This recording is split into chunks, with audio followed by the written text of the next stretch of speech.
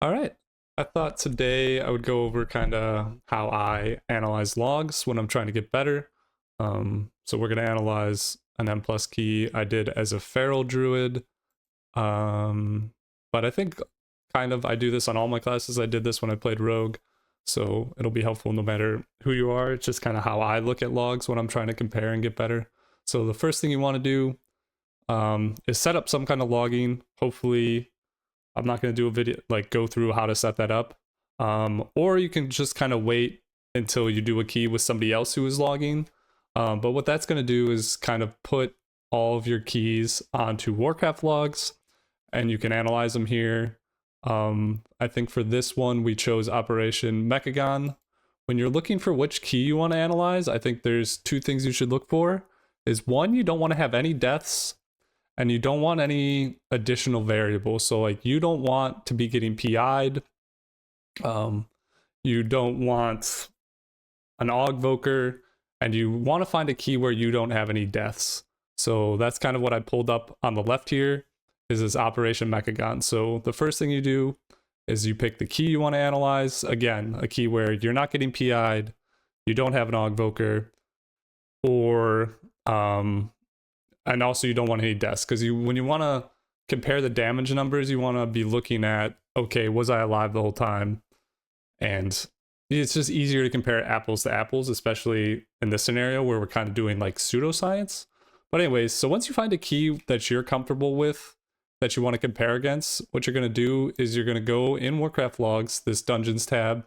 You're going to pick the same exact dungeon. You're going to go Operation Mechagon. You're going to filter down to Feral Druid. I like to do by damage because points is just like who did time the highest key, which is kind of a different metric than what I think damage is. And then you also want to look at sorry, one sec. There should be something that says whether or not it's logged or not. I'm not seeing that here. All right, but yeah, then you kind of get this huge list of keys.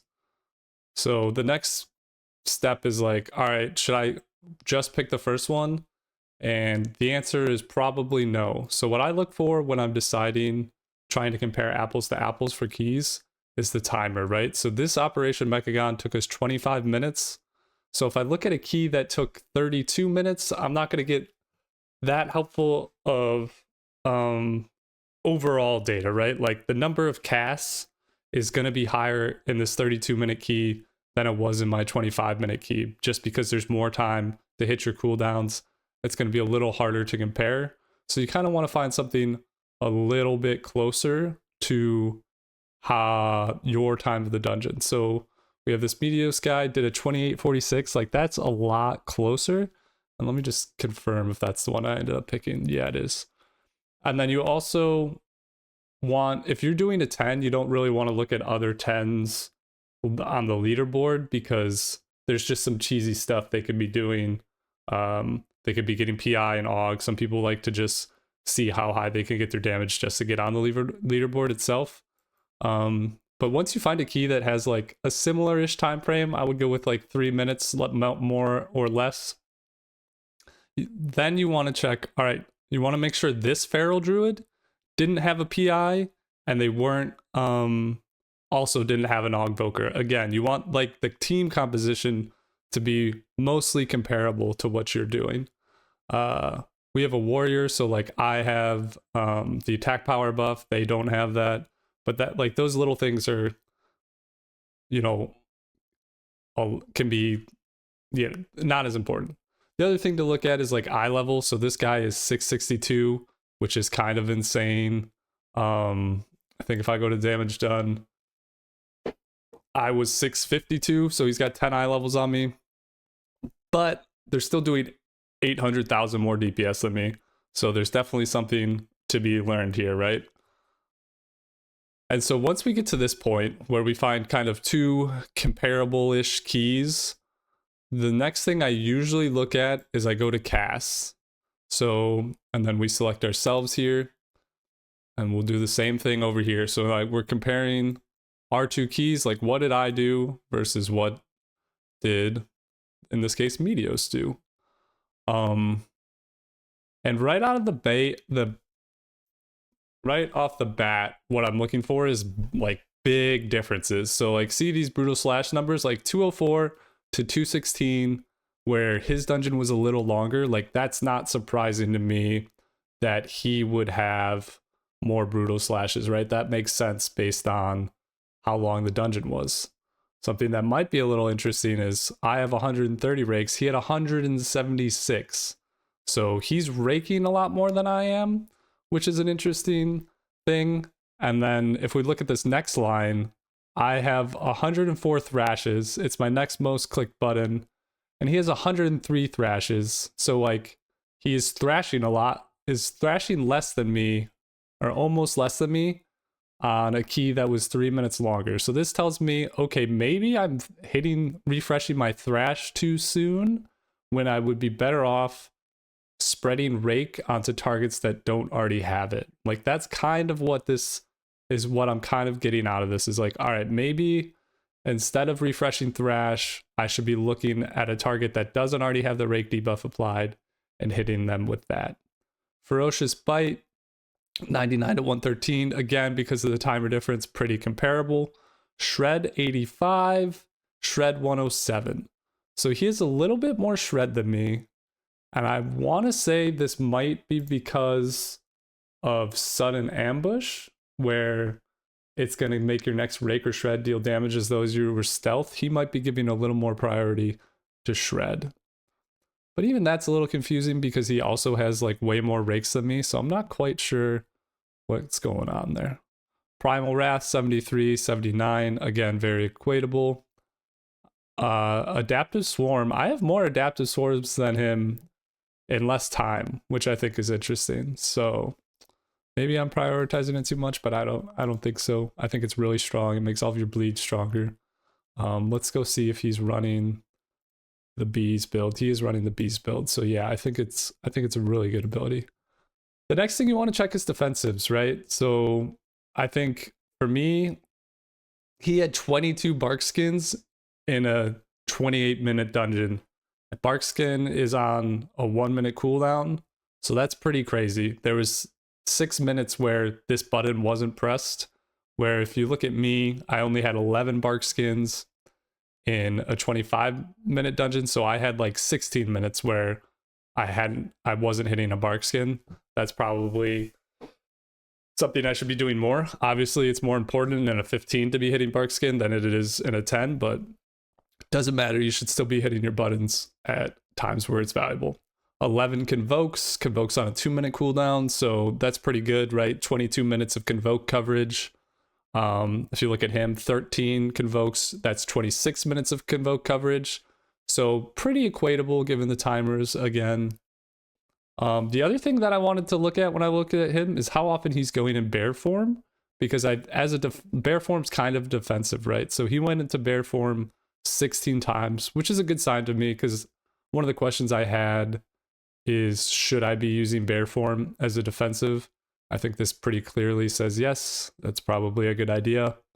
I have more prowls, that's not that surprising. The higher the key you go into, the more likely you are to chain pull. Renewals 9. Where's my renewal 4? Again, should be hitting that button more. Probably the most embarrassing thing of the key here for both of us is the number of interrupts. He had 7 skull bashes. I only had 4 skull bashes. It's pretty bad. There's not much to say else there, but so yeah, that's what I'll usually look for. And honestly, this is a lot more helpful when you're very first learning the class. I kind of know what I'm doing now, but I remember the first time I did a key analysis, my Primal Wrath was like way farther down in the numbers here comparatively, and I saw how often the top feral druids were hitting Primal Wrath, and I was like, all right, I must be missing something here. And the answer to that was Primal Wrath is important because of rampant ferocity, right? Like your ferocious bites are only going to AoE to enemies already affected by your rip. So if you don't Primal Wrath first, you're not going to have those rips out, and your bite's basically only going to single target. It's going to like hemorrhage, might not be the right word, but it's totally going to Achilles your damage. Bad word usage, but whatever. All right, so the next thing I usually look at is their rotation. So this is in the, if you go to cast and then you select timeline, you'll get this really super cool view of basically every button press that this person did throughout the dungeon. Very helpful when you're trying to learn. So right out of the gate, adaptive swarm, not surprising. You want to do that before you go into the pull. But what's super interesting to me is he bearer forms going into the first pull, which means he's losing his empowered rake from stealth. But the reason he's doing this is if we go to the summary here, back to the tables view, and look at his talents, he's running Lycara's Teachings, which gives you 6% versatility when you're in bear form. And then he's got the meditation talent here, which is going to make that persist for 5 seconds after he shifts back into cat form, excuse me. And then the other thing I want to call out before I go back to the timeline here is he's running fluid form, which means he can get back into cat form with just a shred or a rake. He doesn't have to do anything else. So if we go back to cast timeline, we go here. All right, so he bear forms. Again, super interesting. I think it's literally for that 6% versatility buff going into the first pull. He rakes, and this put him into cat form.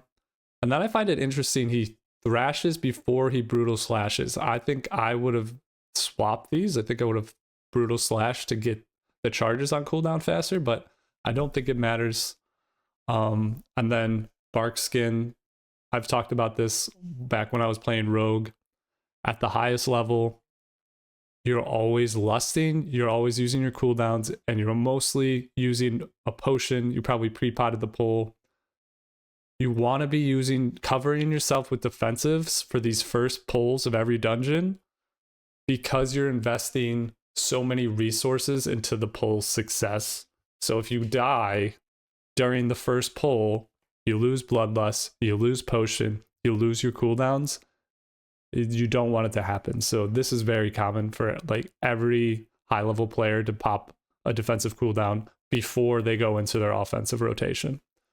All right, so brutal slash here. This is the proc blood talons, and then we Tiger's Fury before we primal wrath. And this is interesting because what I've been doing is macroing Tiger's Fury to berserk. So I'll hit all these buttons at the same time, and then I'll primal wrath.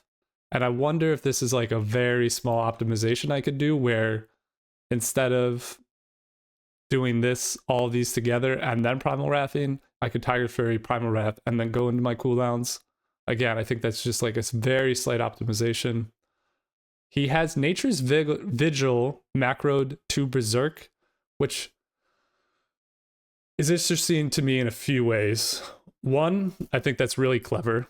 I am not currently running Nature's Vigil, and part of the reason is because I wasn't feeling like I was getting any use out of it, because I would forget to use it. I wasn't doing keys high enough where it's like in a coordinated group where we're calling for it. But I really like this. I think if you're new, if you're like new to Feral Druid, I think this is a really strong way to get value out of Nature's Vigil for free, basically. I think it's really good. I also find it surprising that he's using it in this way at the highest level. I would expect his group to have a place. I would expect them to want them to use it as like not macroed in this way is what I'm trying to get at. Like I would figure the healer would want this to be used during a boss fight, during a heavy damage mechanic, to like get a little extra support. But again, this is just like free value. Very good. I like it a lot. Brutal Slash out of Berserk. I assume this is to get combo points for what follows is a Ravage. Brutal Slash again for more combo points, probably to go into this Primal Wrath. Here, again, Survival Instincts. Like I said, it's very important you don't die. We do a Bite, probably full on combo points. Skull Bash, Interrupt, and then safe to assume he's at 1 or 2 combo points here. He's going to cast Convoke the Spirits. Always find it interesting to see what gets cast out of Convoke the Spirits, because a lot of times you lose all of your Blood Talon stacks, which might be this guy here. So if we track his buffs, we can kind of see on this line here where Blood Talons is. I don't like this view, sorry. And if we look at the timeline here, so Convoke lasts what, 4 seconds? So he starts it at 34. So at 38 seconds, does he have a Blood Talon up? So he does have Blood Talons up going out of his Convoke, which then makes this Primal Wrath make a lot of sense, right? He already has Blood Talons. He doesn't need to proc it again. So he casts Primal Wrath to refresh that. Again, because of Rampant Ferocity and obviously also Apex Predator's Craving, it's very important to have your rip uptime at all times. Then we Brutal Slash, probably 1, so he doesn't cap on stacks, 2, so he gets the Blood Talon proc, and then we're just biting while we're in our cooldown window as much as we can. Here we get the Rake. Thrash is probably falling off here, but also you can see he's getting ready for another Blood Talon combo. Again, reapplies Primal Wrath, Bite. This Thrash doesn't make a lot of sense to me. We could be chain pulling here from the first pack to the second pack, and we could have a lot of mobs missing the Thrash debuff is the only thing I can see why this might make sense. We're probably out of our cooldowns, losing energy, Adaptive Swarm, no surprise there. Rake on Bomb Tonk 2. Yeah, so this is kind of cool. You can see he's spreading Rake on which target. Ravage, Ferocious Bite. Thrash again. See, this feels like a mistake to me that you would be thrashing this much, especially since his thrash numbers were so low. But anyways, we're going into another trigger. Blood Talons, Thrash, Brutal Slash, Rake on Strider Tank 3, Primal Wrath. All right, let's see if this is on a different target. Strider Tank 9, so we went from 6 to 9, Brutal Slash, and then on 9 again. Huh. See, I would have expected him to be tab targeting here to different targets. Renewal there, again, trying to stay alive. Tiger's Fury, Thrash. This is probably to get Blood Talon procs. It looks like we got a Prowl here, so it's the end of the pull. Got a Ravage and a Ferocious Bite. RP before the boss, no surprise there. And then we have a Rake out of stealth because it's enhanced. A Thrash because we're getting that debuff out. We're also going to get set up for our next Blood Talons. Tiger's Fury. Always Tiger's Fury before the Primal Wrath. This is something else that I was questioning when I first started playing Pharaoh Druid, if it was worth like waiting or not. It seems pretty common that you want to empower. You always want to empower Primal Wrath with Tiger's Fury. Then we shred for the Blood Talons. And this is kind of our basic rotation. We're biting. Another shred. Brutal Slash, Rake. How long does Rake last? I wonder. 15 seconds. So we raked at 131. And then we rake at 141. So that's pretty much in the pandemic window. Primal Wrath, Barkskin. Brutal Slash, Thrash. This will probably trigger another Blood Talon. And then, oh, the other thing I wanted to call out is this is a two target cleave, and he's choosing Primal Wrath versus ripping one target and then ripping the other one. So that's good to know that Primal Wrath is worth casting in 2 target scenarios. You still want to hit Primal Wrath over manually spreading the rips. And yeah, I mean, that's pretty much it. Maybe we'll look at one more cooldown rotation to see if there's anything surprising here. So Rake, Primal Wrath, Thrash, Brutal Slash, we have our Blood Talons here. And then boom, Tiger's Fury, Primal Wrath before the cooldowns again. And then yeah, here, like I said, Nature's Vigil is tied into his cooldowns. Again, great way to get value out of it. Brutal Slash, Ravage, and Ferocious Bite. I assume there was an Apex Predator proc in there. And then we can Invoke. Yeah, nothing crazy there. And then we got a Bite out of that. Brutal Slash, again, probably fishing for Blood Talon procs. Primal Wrath. Yeah. But that's kind of how I look at it. You want to look, like I said, you want to look at the casts and make sure your breakdown is similar to the breakdown of the people you're trying to emulate. I like to look at their cooldown rotation, see how they're using their cooldowns. I find this probably the most interesting thing I learned today was bear forming into that first pull for the 6% versatility buff. I find that super interesting. And then yeah, you can kind of look at the uptime on Blood Talons to see what are the decisions they're making and why. Obviously, the thing I haven't talked about is talents. Talents are very good to look at here because it will give you some insight into why they're doing things. Like, why would you bear form going into a pull? Well, that's, if you look at the talents, there's the answer. Adaptive Swarm is always good to know what they're doing here. But yeah, I hope you found that helpful. If you want me to analyze your logs, I think that would be really fun. I got a lot more value analyzing the logs in the beginning of the season. Now I kind of have some idea of what I'm doing, so it's a little less valuable for me. But if you're trying to learn Feral Druid and you're like, yo, check out my logs, I would love to do that. And thank you for watching to the end of the video. So leave a comment with your logs and I will, or maybe do a video on them. But thanks for watching and good luck out there.